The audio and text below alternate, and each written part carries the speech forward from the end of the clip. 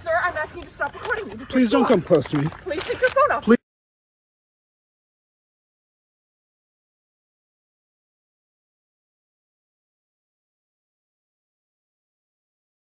Please take your phone off. Please don't come close to And me. I'm taking pictures and calling the cops.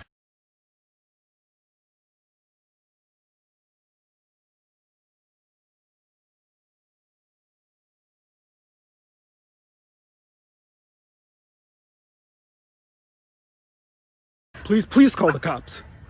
Please call the cops. I'm going to tell them there's an African-American man threatening my life.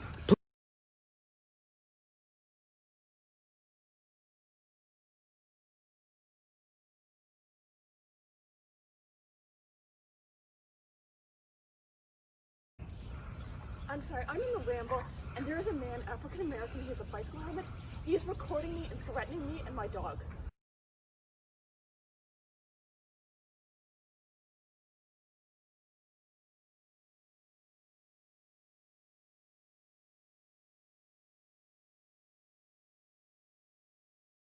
My name is Jonathan Maxwell.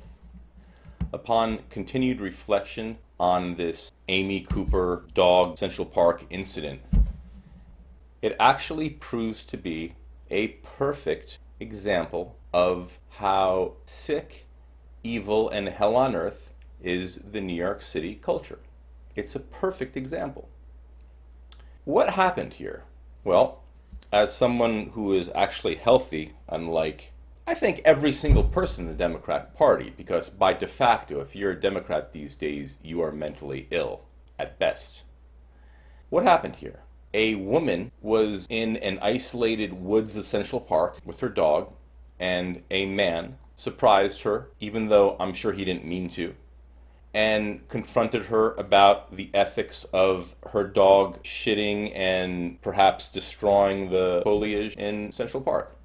The conversation went rather downhill. And then very, very significantly, something occurred that greatly disturbed the woman, and I agree with her. I would be greatly disturbed and would get very hostile if this happened to me and my dog. A man suddenly pulls from his bag pet treats and says, "Come here, pet, have a treat." Quite honestly, if that was me, I would have suddenly gotten to a battle stance and entered his space, because that is completely inappropriate to do, because the dog might have been diabetic, it might have been given chocolate, which can kill a dog. Maybe this person is a psychopath and he likes to kill dogs because he has a big issue with dogs and he's snapped. Possible, isn't it?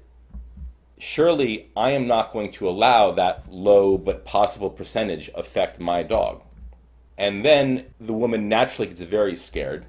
And the man says, I'll paraphrase as best I can, if you're going to do what you want to do, okay, then I'm going to do what I want to do. And then he starts filming her. That is a terrifying thing to hear, especially if you are alone and a female in the woods and a male, who is obviously naturally typically much stronger, confronts you and says something like that to you. The woman clearly goes into a fight or flight response. Her speech becomes quick, her voice becomes raised and heightened, she gets nervous. The dog that she loves, she no longer is in reality, she's in her mind, and you can see that because she's rather choking the dog. She is unaware of what's going on. In other words, she fears. She fears. You know what that's called? It's called humanity. The act of being human. This whole incident, the whole thing, was nothing more than humans interacting in natural, unracist ways. How is the woman at fault? She had her dog off a leash, and she panicked, if you can call that at fault. How is the man at fault? Very seriously. He, out of nowhere, offered her dog a treat while he had no dogs. Very severe. And he said to her, okay, if you're going to do what you want to do, I'm going to do what I want to do. That is a terrifying thing to hear when you're isolated in the woods, is it not? You tell me. Maybe I'm wrong. Is that not a scary thing to hear? I'll further make a relevant point, which also is indicative of the sickness of democratic cultural Marxism zombies. I understand that the Democrat zombies don't know something that every healthy man knows. Males and females are not emotionally the same. They're not supposed to be. Part of the beauty, the yin of the yin-yang of female energy is females are delicate. They are sensitive. They are fragile. God bless them for it. They're so beautiful for it. They're these flowers. One of the reasons I know this is because I've had romantic relationships with many women. And I can tell you many examples, such as perhaps the most beautiful woman I've known felt significantly scared being at our house alone. I once told her I wanted to go to a chess tournament for a couple hours, and she had a really big issue with it. And I was like, what's wrong? I mean, we're over 40 adults. We're not 17-year-olds or 20-year-olds. And she said, I'm scared to be alone. And that blew my mind a bit. Like, we live in a safe area. There's no crime here. The doors are locked. There's a gun in the house if you'd like to use it. She had anxiety about being alone in the house. Now, most males wouldn't have that. Someone like me, that idea doesn't even come into my head because I have a lot of male energy. So this woman naturally panicked. She showed her humanity. Now, you know what this woman's political and cultural bent was, to the best of my research? She's an Obama voting Democrat who lives in New York City. I strongly expect she sent her kids to these upper class zombie indoctrination schools, such as the Browning School, New York City. And she probably went to these Browning School parties where everyone has champagne and smiles and dresses up nice, and their whole game is showing everyone else how much they can talk the political correct narrative. And she followed this zombie path. She was doing what she thought was correct, which is actually incorrect, but no Democrat understands that. Notice what happened now, and this is the point of this talk. She thought she was doing the right thing in culture and the world, but what happened? Suddenly, her humanity leaked out. She exhibited natural fear. And amidst all this, she wanted to rebuff her seeming attacker. He wasn't attacking her, but in her mind he was, because this is how women often feel. And she tried to tell him, to scare him off, I am calling the police and I am telling them that an African American male is here bothering me, meaning that they're going to know who you are so you can't get away. Not that I hate black people. She was identifying him to make him feel like he couldn't get away with maybe murdering her. Yes, she was being crazy at the time. The man was a normal guy with very bad judgment. But that's not my point. He wasn't going to attack her, clearly, in my calm, level-headed mind. So she's being videotaped. She knows she's exposed to the world's judgment. Do you think if she was worried about hiding her true racism, she would have told the police officers, there is an African-American man here in Central Park in the Bramble. You got to come quick. He's going to kill me. And she's freaking out. Do you think her goal was to somehow, in this sick cultural Marxist narrative, take advantage of black racism epidemic?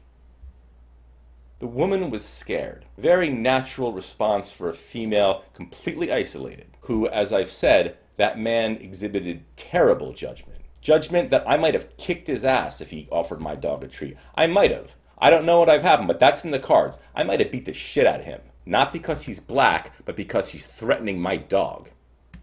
So, this woman who thought she was doing the right thing and going to her cocktail parties at places like the Browning School and understanding that she knows the narrative, and she's like, yes, systematic racism is wrong, and I am for equality, and female rights and progress and Donald Trump is bad, yeah, and Obama's the best president. She goes home and she's like, I think I said the right things. Those people are accepting me.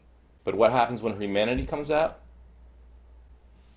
The zombie apocalypse is upon her.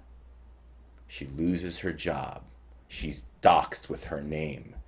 A torrent of every left-wing newspaper, Washington Post, New York Times, The Atlantic, HuffPost, Daily Beast, Vox, Channel 11 News, everything in New York, a torrent of hate descends upon her. She has multiple death threats upon her. What did she do? What did she do? She was scared. She wasn't racist. And now her life's destroyed, and she should not have apologized at all because she did very little wrong. If anything, she got scared, as most healthy females would. She is learning what it means to cross people who have a complete inability to think independently. Now, notice, do I have amazing, brilliant powers? Is my IQ 270? Am I hooking my brain up to a computer and feeding it with amazing information? Boy, how am I able to discern this? I'm just healthy. I can think for myself. And I have the clarity to speak the truth. And notice what my moniker is. Conservative. Opposite of Democrats. You imbeciles at the Browning School and all Democrats, this has to be broadened to that. If you're a Democrat now, not when you're in the 1980s, not when you're in the 1960s with JFK, now, if you are a Democrat, you're a zombie. There's no two ways about it. You're a zombie. You do not have the ability to think clearly and healthfully for yourself. And your existence is part of a groupthink zombie collective that destroys people simply for thinking different than the groupthink. And they're following. But if for 1 minute you stumble and go against the groupthink, they ravage you. And that is a society I will combat to the end of my dying breath. That is an unfree society. That is a hellish society. Literally. That is hell on earth. New York City is hell on earth. I grew up in New York City. I used to love New York City. When I would leave New York City and travel and then go back through that Lincoln Tunnel and go back in 40th Street and see those buildings, I felt like I was home. I had so much pride in my New York City pedigree. Now, I want no part of that place. I haven't been there in about 3-4 years, and I have no intention of going back. That is a sick mental ward. It's an infestation of zombies who will destroy you for wrongthink. They will destroy you, as you can see. They will expose your name. They will tear you down. They will fire you from their job. Your friends won't return your calls. You will be deemed evil, a pariah. You will get death threats. You will fear for your life. And if you're not a man like me and you're a frail, beautiful woman, you might kill yourself. You might go crazy in a mental hospital. I don't know what to do. They're after me. They're getting from me. That's a reasonable response, isn't it? This is called the Democrat Party in 2020. This is called Browning School culture. I suggest anyone with 2 neurons left in their brain wake up, run away from it, and fight the Democrats with every bit of your ability, financially, emotionally, socially. They are evil. Is there anything unclear that I've said here? Have I stressed that this is called cultural Marxism? This is political correctness. Look up those words. Get fluent with it. What happened is a clear incidence of cultural Marxism. My name is Jonathan Maxwell.